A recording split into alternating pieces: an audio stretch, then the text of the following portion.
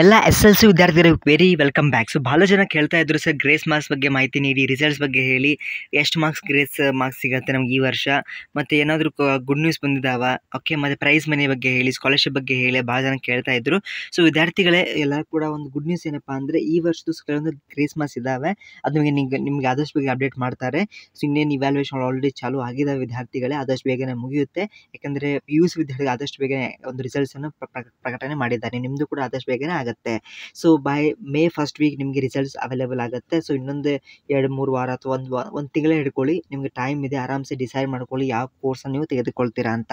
ಯಾರು ಕೂಡ ಫೇಲ್ ಆಗ್ತೀನಿ ಅಂತ ಯಾರು ಕೂಡ ಭಯಪಡಬೇಡಿ. 10th ಅಲ್ವಾ, ಸೊ ಈಸಿ ಇವ್ಯಾಲ್ಯೂಯೇಷನ್ ಮಾಡ್ತಾರೆ. ಯಾರಿಗೂ ಫೇಲ್ ಮಾಡುವಂಥ ಉದ್ದೇಶ ಯಾರ್ದು ಇರೋದಿಲ್ಲ. ಓಕೆ, ಮತ್ತು ವಿದ್ಯಾರ್ಥಿಗಳೇ ಎಲ್ಲರೂ ಕೂಡ ನಿಮಗೆ ಸ್ಕಾಲರ್ಶಿಪ್ ಸಿಗುತ್ತೆ, ಪ್ರೈಸ್ ಮನಿ ಅಂತ ಸಿಗುತ್ತೆ, ಮತ್ತು ಪ್ರತಿಭಾವಂತ ವಿದ್ಯಾರ್ಥಿಗಳಿಗೆ ಸಪ್ರೇಟಾಗಿ ಸ್ಕಾಲರ್ಶಿಪ್ ಅಂತ ನಿಮಗೆ ಒಂದು ಸಹಾಯಧನ ಕೂಡ ಕೊಡ್ತಾರೆ. 10,000 20,000 ಕೂಡ ಕೊಡ್ತಾ ಇರ್ತಾರೆ.